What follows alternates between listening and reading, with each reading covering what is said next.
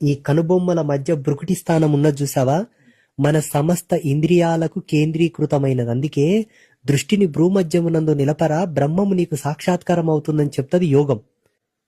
Chemical ఏదో without chemical ఏదో తెలియకపోతే, పుట్ట కన్నా పరిశుద్ధమైంది ఈ లోకంలో లేదు, గోవు పేడ కన్నా పరిశుద్ధమైంది లేదు.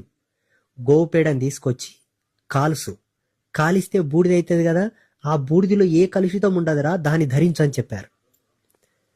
పుట్టమీను మన్ను తీసుకురా, బాగా జాల్సు నీళ్ళతోనే కలిపి బొట్టు పెట్టుకో. రాగి చెట్టు మొదట్లో మన్ను తెచ్చి బొట్టు పెట్టుకో. లేదా ఎక్కడైనా నిత్యం అగ్నిహోత్రం యజ్ఞం జరుగుతుంటే ఆ యజ్ఞం యొక్క భస్మంలో చాలా పవర్ ఉంటుంది, అది ధరించు.